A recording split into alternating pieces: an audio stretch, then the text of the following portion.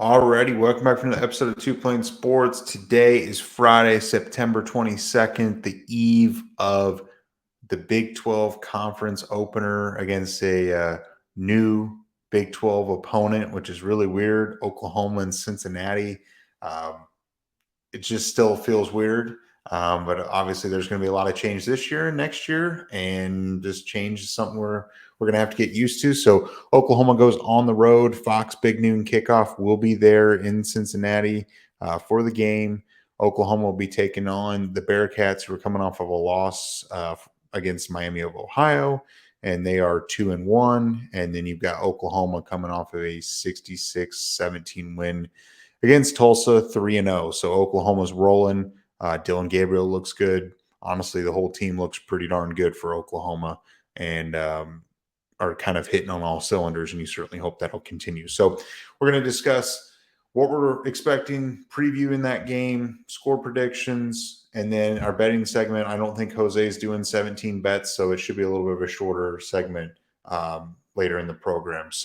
But before we do, be sure to like the video, subscribe to the channel, and turn the notification bell on. Follow us on Twitter, Instagram, Facebook, Apple, Spotify, and TikTok. Everything's linked in the description below. And remember, we go live every Tuesday night at 8:30 p.m. Central Time, so be sure to subscribe and turn that notification bell on so you know when we go live and also when we post videos. So obviously, this is an Oklahoma-Cincinnati preview to begin with.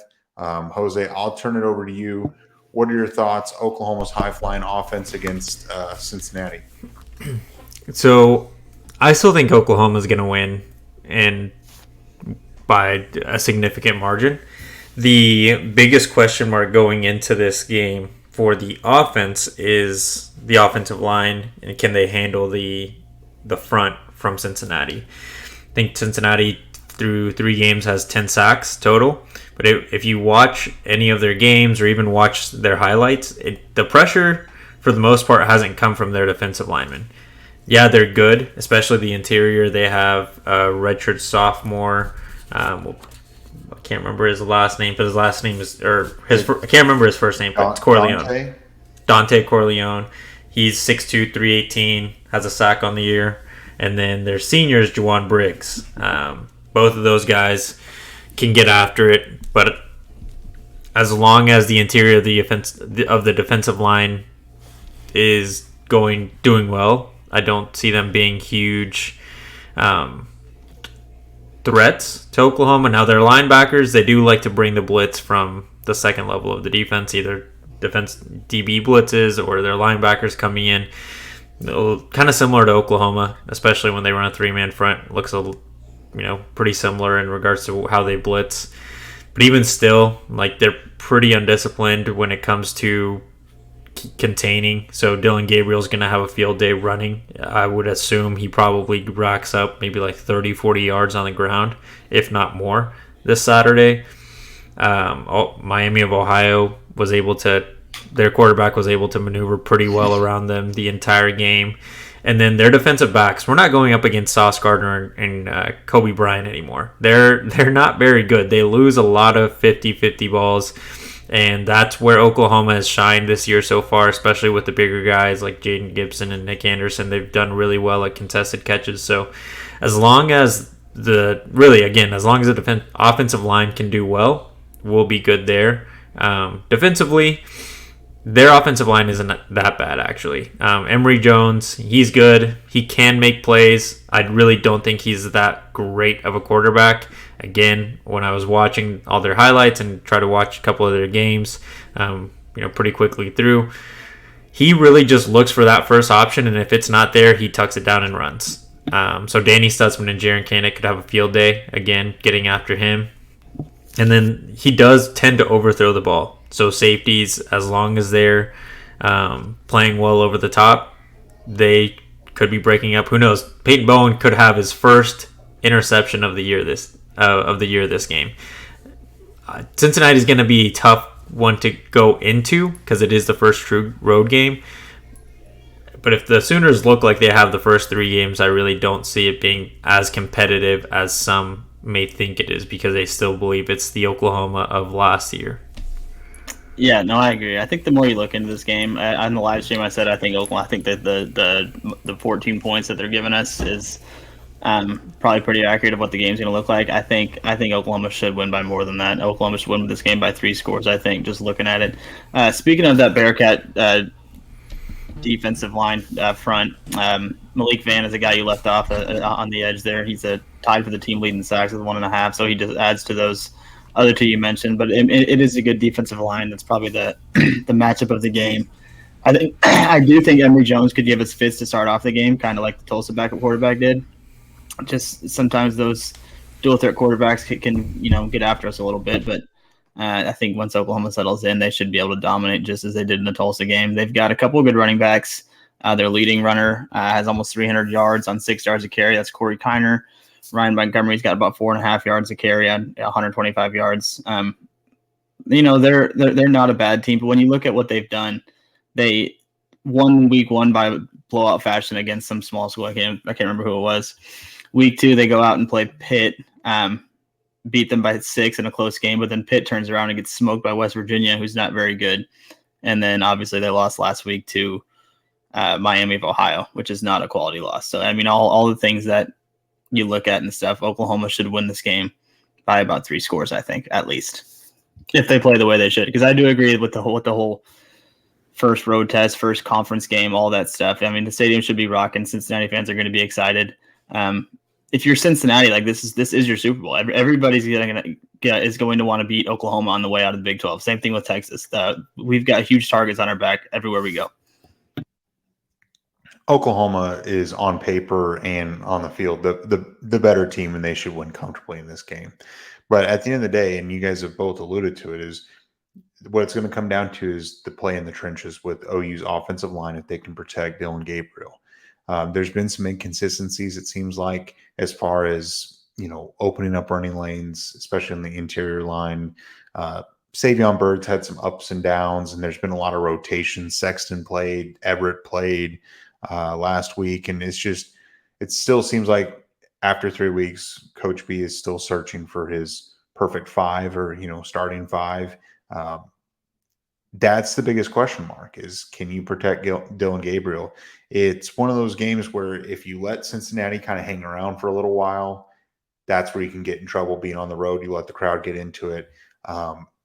Oklahoma should, and they have more talent, but at the end of the day, if they're not protecting Dylan Gabriel tends to get he can feel the pressure pretty quick. And if you're not keeping him clean back there, that's where I'm a little concerned. But on the flip side, Cincinnati is the number 5 ranked running team in the country. They can run the ball. Emory Jones is elusive. I do think that they're going to be a problem on the ground. Until Oklahoma can prove to me that they can truly contain a mobile quarterback, and I understand, they did to a degree last week after a little while, I'm still a little skeptical because it just seems like it's been for the last 10 years, Oklahoma cannot stop the dual threat quarterback. And I'm kind of sitting here just like, I hope so, and they should be able to. But at the end of the day, they're also a little banged up on defense. You've got Harrington's out. How healthy is Deshaun McCullough, Reggie Pearson? I mean, all these guys seem to be a little banged up, or guys are out and you don't know how healthy they really are. Can Jaron Kanak and Danny Stutzman carry the team and keep Emory Jones in the pocket? And I certainly hope we can see them play some disciplined football as far as staying in the gaps and things like that and not breaking contain, setting the edges. You would hope that they'll be able to do that. My question is if Oklahoma can't contain Emory Jones, and if they can't protect Dylan Gabriel, and you let Cincinnati into this game, does Cincinnati's run game really start to take a toll on Oklahoma? And does Oklahoma get tired? Does that depth kind of get shown as a weakness just because there's some guys out? And I'm not saying, I still think Oklahoma's going to win this game. I'm not trying to act like, I'm not saying Oklahoma's going to lose, but I am a little nervous. Doomsday situation here. Yeah, but I mean, at the end of the day, doomsday situations. We were 3-0 last year going into Kansas State, and they had a dual threat quarterback and you saw what happened. I'm not saying it's the same thing, but you're going on the road. I mean, Oklahoma should handle them, but I'm just saying it's like a lot of similarities as to last year.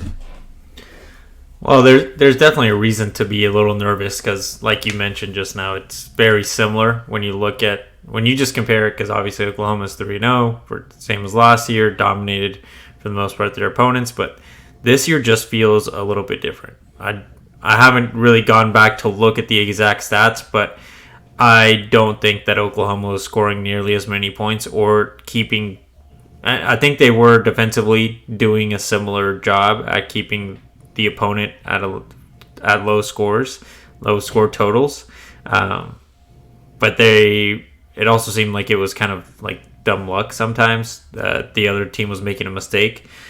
Versus Tulsa, Oklahoma looked great defensively, caused turnovers, got after the quarterback for the most part, and they did the same thing in the first game versus SMU. Defensively they looked fine, and that's probably the best offense that they've played right now.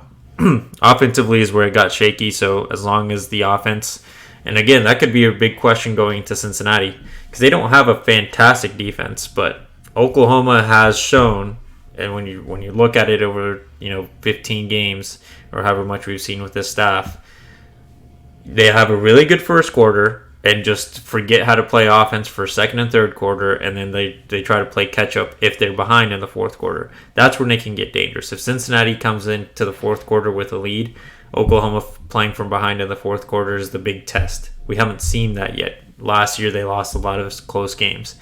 If that's a situation that happens, can the offense execute perfectly in the fourth quarter to come back and win? You assume the defense has enough depth and has fresh legs for the most part throughout the game. Corey Kiner, Brandon mentioned him. He's probably their most explosive weapon on the offensive side of the ball. When again watching him, this is going to be kind of an obscure reference, but Doug Martin, I don't know if you guys all remember him, the muscle hamster. He kind of looks like him, and he has a very similar build, 5'9", 210 in college, and they make explosive plays. His pro career was a little bit different story, but college Doug Martin was pretty good running back. He had a couple years in the pros too where he was efficient. Yeah, he was. Really, and then you look at the offensive line for Cincinnati, they can open big running holes. So the defensive line has to be disciplined in making sure that they're not getting moved around and basically just going for a ride to wherever the offensive lineman's taking him. Because that, again, could be a big problem for Oklahoma, just like it has been for every other team that they've played. But I don't think Cincinnati has played a defensive line or front seven to the caliber of Oklahoma. So they also have a challenge in front of them. Can they move those guys around like they have in the last 3 games? Even against Miami of Ohio, I know they lost, but they were moving their defensive line basically wherever they wanted to. Those holes were huge. Emory Jones, for the most part, was kept clean. And really wasn't. The sacks that have happened on Emory is when he doesn't have that first read. When that first option isn't available to him, he starts to get a little antsy in the pocket, gets his happy feet going, and then he gets in a lot of trouble. So that's why I think the linebackers have a real big opportunity to go after him. And basically, if they can get him shaken early in the game, I don't think he's a quarterback that's going to come back later in the game and revive his team and lead a big comeback. Yeah, no, we should have no problems. We should be good. Yeah, and another matchup that's going to be interesting, you're talking about the Cincinnati offense, is their wide receiver, their number one, Xavier Henderson. He's 6'3", 200 pounds. It's going to be Woody Washington going up against him. He's got 20 catches, 299 yards, and a touchdown. 6'3", that's typically historically a size of a wide receiver that's given Oklahoma issues, that 6'3", 6'4" range. So Oklahoma's going to have their hands full. I would certainly hope that, Woody will match up with him. I'm sure it won't be exclusively, but I hope there's a little bit of safety help, either from, Peyton Bowen or Keith Lawrence or, Billy Bowman, whoever needs to help him out in that, because that's Emory's number one guy who came from Florida with him. So They've got that connection from when they were at Florida, which it's kind of crazy. Emory Jones was at Florida, then went to ASU, and is now at Cincinnati on his third team. But that's just he's been in college forever, doing the right thing. So Hell yeah, that's the way to do it, right? I wonder if they'll see more Kenai Walker on Henderson, because he is the bigger DB. He's played the most out of, thinking about the guys that rotate in pretty regularly. Gentry, Woody being the starters, and then he's been, when Gentry has gone down with those nagging injuries throughout the games, Kenai Walker's usually the guy that comes in to sub for him. So he might get the nod to start just because of Henderson's size, or at least get more play against him to kind of also give him different looks. Yeah, that, and also Gentry Williams is banged up as well. I mean, it seems like he's re-aggravating his neck issue or whatever's going on. It seems like every time he's on the field the last couple of weeks, unfortunately for him, which really sucks because he's playing well right now. Yep, and for Oklahoma, the run game, that's what I don't think it's a problem. I think that's a wrong way to describe it, but they haven't really exploded. Again, outside of the SMU game, because Tawi Walker did a really good job against SMU. I would assume that it's going to be whoever, because again, looking at Cincinnati, they give up a lot of runs, big runs, especially when you run to the outside. When you run, straight down the middle, you've got those big guys in the interior that are good at stopping it. But when you run outside, to the outside, they don't really know what to do. Their open field tackling is suspect. So maybe Gavin Sawchuk gets more snaps this game because he is the faster, twitchier running back of the four that we've seen so far. Tawi Walker would come in, or Javonte Barnes, to kind of do a little bit change of pace so that it's not getting so predictable. But I can't really think of a different. I guess Marcus Major, but even still, you would assume Gavin Sawchuk because he is the faster guy, would get more opportunities against a defensive line like Cincinnati. Yeah, I mean, I'm excited. It's going to be interesting to see how Oklahoma handles this. This is a first true road test. It is the big noon kickoff with Fox's crew, so it's going to be televised everywhere. So, I mean, Oklahoma better be up for the challenge, and I'll be watching that offensive line. I'd love to see Jalil Farouk and Andrew Anthony and hopefully Nick Anderson keep racking it up. And also, I'd love to see Austin Stogner really get going at some point. I agree. It just doesn't seem like he's really, been overly involved in the offense like we kind of all expected. I feel like all three of us thought that Stogner would have at least on the stat sheet, more targets and more catches by this point in the season. Not saying he can't turn it around. It just hasn't been there for him. So it will be interesting to see in the running back situation that Oklahoma's got. It goes hand in hand with the offensive line. If that offensive line can open up some holes for them, they've struggled a little bit with that. And hopefully, if Oklahoma's in a close game, they're going to need it to be able to lean on Cincinnati. So, I mean, at the end of the day, with all that doom and gloom that I've spewed, I still feel like Oklahoma covers the spread. I say y'all are going on and on. Oklahoma's going to win big. It's that easy. You guys are doing too much here. I think you have to look at it objectively. Sometimes you have to take your Sooners goggles off. And I understand that. This team lost to Miami of Ohio, beat a bad Pittsburgh team by 6, and pounded a horrible school week 1. I mean, I understand it's Cincinnati. They're probably the best team. No, they're not better than SMU. I don't think. I think SMU beats them in a head-to-head matchup. I think this is probably the second best team we played so far this season. The only difference is it's a conference game. We're on the road. And I understand I'm saying all this stuff. You still have to show up and play the game. You don't win games on paper and stuff. But Cincinnati's not very good.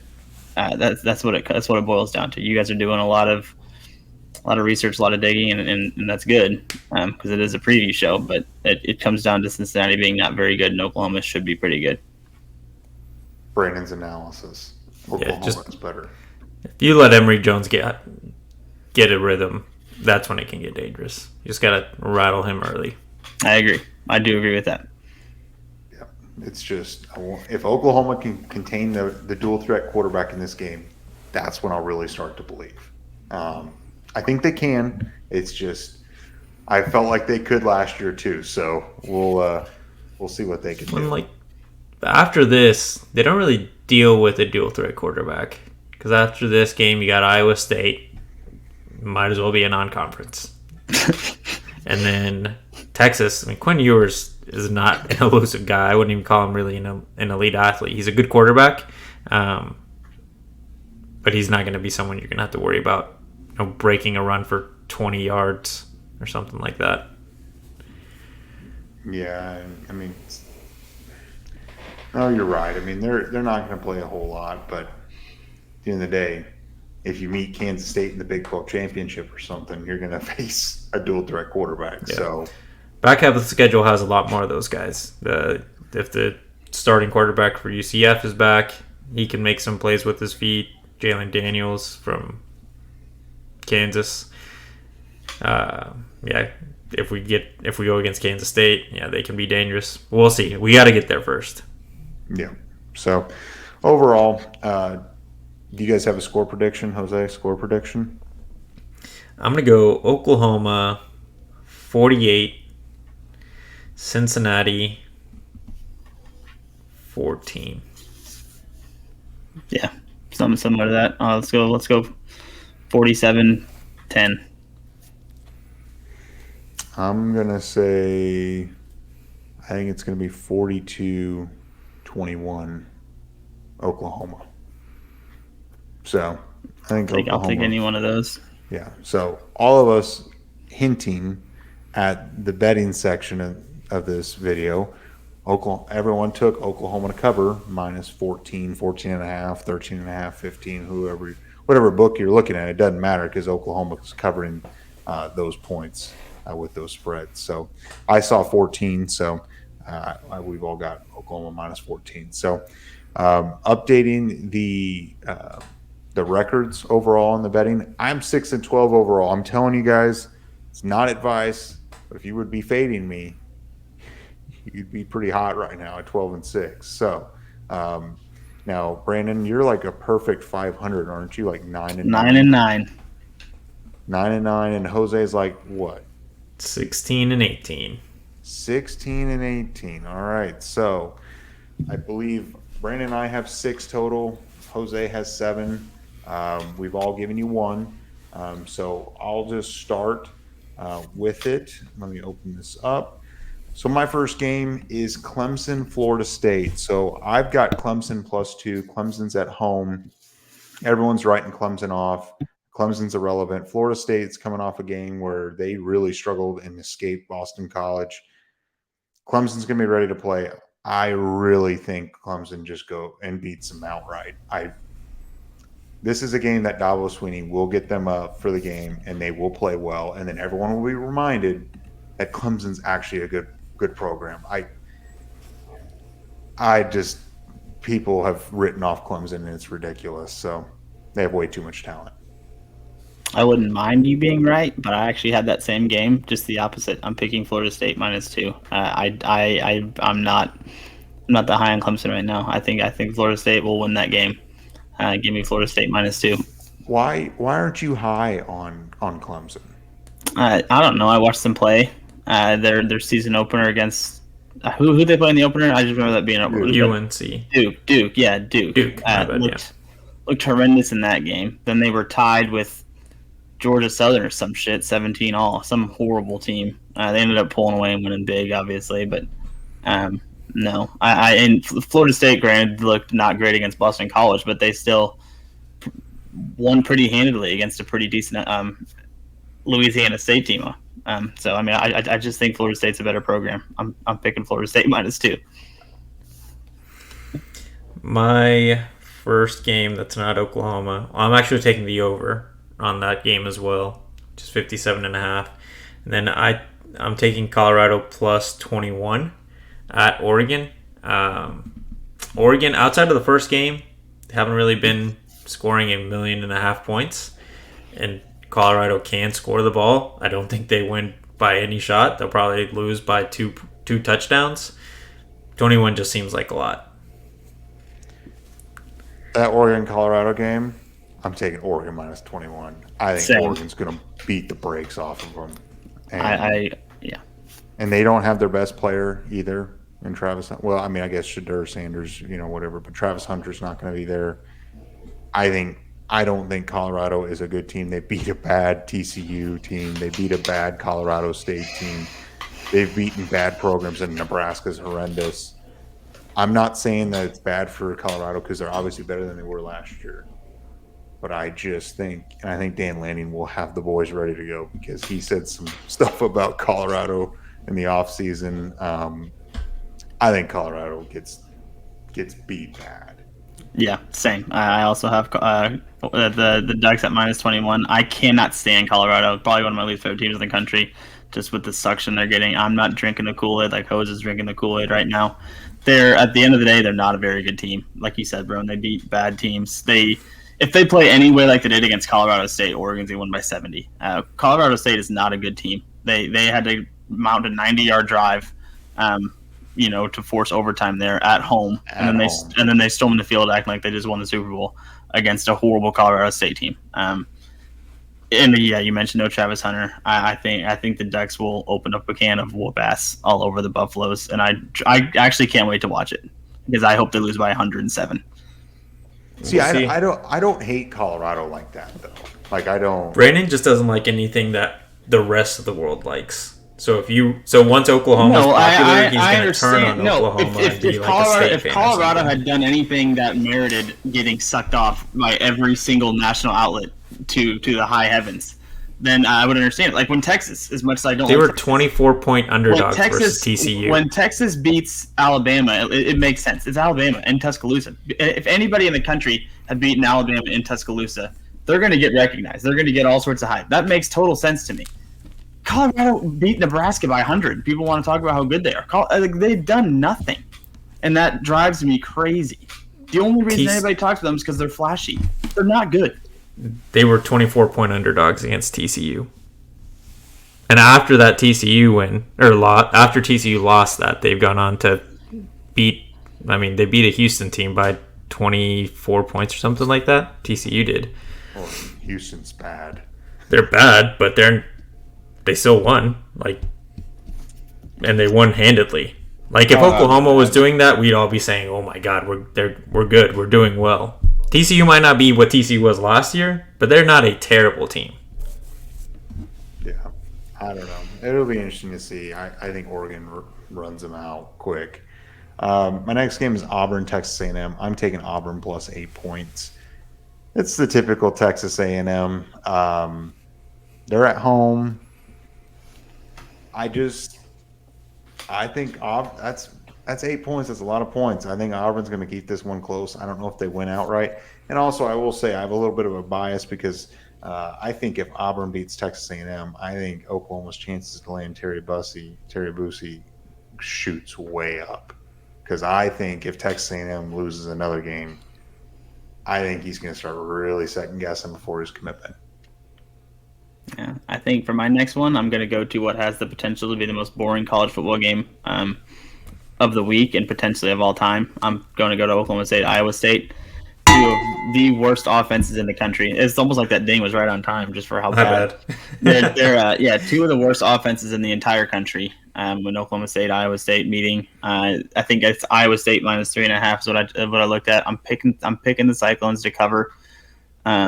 I think it has the potential to be a 6-0 game, a 9-3 game, maybe a 10-3 game.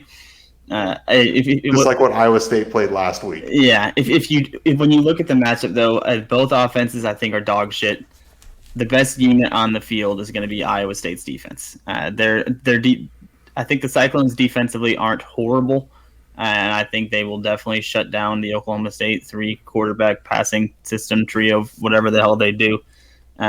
I think Iowa State wins in a very boring game, but I think they cover. Give me something like a 13-6 Cyclones. My next game is probably the biggest game of the weekend, Ohio State and Notre Dame. I'm going to take Notre Dame plus 3. They're at home. Home dogs usually do pretty well. And look, Ohio State isn't as bad as they looked game 1. But I also think Notre Dame is pretty good. It's gonna be an exciting game. Might not be super high scoring, but Notre Dame's gonna keep it close, and I think they have a really good chance of winning. Well, talking about that game too, because I've got the Buckeyes -3. I think Ohio State's. I put them in my Final Four in the preseason preview. I think the Buckeyes are significantly better than Notre Dame. Notre Dame messed around with Central Michigan way too close last week. And I think the Buckeyes have figured it out. They played really well last week. And I know it's Youngstown State, but I think the Buckeyes roll. Yeah. So my next one, this is where I'm going to go with the first upset pick of the week. Not an upset, but Iowa Penn State. I think the line's at it's -15 for Penn State. You know, it's the whiteout game. Penn State's going to win the game. I think Iowa has a sound defense. They always do. They have a very methodical approach on offense. They can slow shit down when they need to. I think the Hawks cover that +15. So give me Iowa +15 in Happy Valley. So I'm on that game too, but I'm going back and forth because we know my weekly bet is the Iowa under. Penn State's pretty good, and the point total is 40.5 right now. I'm gonna go with the under. Just because I feel like I can't go away from that weekly bet. But it wouldn't surprise me if it's like, they barely get over that 40-point mark. Iowa State probably won't score more than 14, but Penn State will score plenty. Well, the Hawks are pretty sound defensively. They're not very good on offense. Yeah, but I was going to say you're asking for a lot for Iowa to go into the whiteout and score more than 10 points. Give me Iowa +15 in the game, though. It's going to happen. Yeah. I'm not touching that game for that reason because I think it could be either really close or I think Penn State could run them out, and blow them out. But my last bet is Bama, Ole Miss. Give me the Tide -6.5. I think Nick Saban is going to have the boys ready, and I wouldn't want to be Lane Kiffin and Ole Miss. Okay, so I'm actually gonna pick two more. I'm stealing a hose book because there's two games. I also wanted that game too, bro. The Alabama, Mississippi State or Alabama Ole Miss game. But for the opposite, I'm actually picking Ole Miss +6.5. I talked about it on the live stream. I'm sticking to it. I don't think this is the same Alabama team that we've seen, regardless of who plays that quarterback. I think Ole Miss is going to lose a very close game in Tuscaloosa. I think they cover the 6.5. In the last one, it's going to be another upset pick, I guess. SMU +6.5 against TCU, and I think SMU can go out and win outright. I think SMU is a pretty decent team, just going with what they did against us. I think TCU is not a very good team. Give me SMU +6.5, and I think they might just win outright. So I also have two more games. The first one is Texas at Baylor. I'm going to take Baylor as home underdogs at 14.5. They might lose just exactly by 14, and I'm still a winner there. Then USC at Arizona State. I'm going to take USC to cover 34.5 because I was there to watch the ASU game versus Oklahoma State, and they couldn't stop those idiots, and they couldn't score the ball in the second half. Even if USC's defense is bad, the ASU I don't believe is going to have Jaden Rashada back for the second week in a row. They're dealing with some injuries. New coach. First time they host a conference game with this coaching staff and this team, basically. USC's probably going to run them out.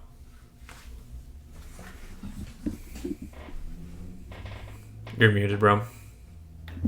They probably will, unfortunately. I would certainly love a USC loss, but, I know you'll be fist pumping for your Trojans this weekend, Hose, so I totally understand. If anything, you're the bigger Trojan fan. I'm just looking at this objectively. ASU is terrible. They lost to Oklahoma State. Between your Trojans and the Missouri Tigers, man, you love them. If you lose to Oklahoma State, you're bad. Oh yeah, they're bad. They're a dumpster fire. So no, I think you're smart for that bet. Just got it. It's fair. At least, but I'm here to win. So okay, I got to get back over 500. Yeah. So, Well, that's everything. That's all I've got. Do you guys have any final thoughts before Brandon does the end of video challenge? Brandon? Yeah, game day tomorrow. We all gave our Oklahoma Cincinnati picks. Go ahead. Well, what's the margin? Who wins and why? How big does Oklahoma win by? Your game picks, Oklahoma Cincy. All right. Well, you made it this far. Be sure to like the video, subscribe to the channel, turn the notification bell on. Follow us on Twitter, Instagram, Facebook, Apple, Spotify, and TikTok. Everything's linked in the description below.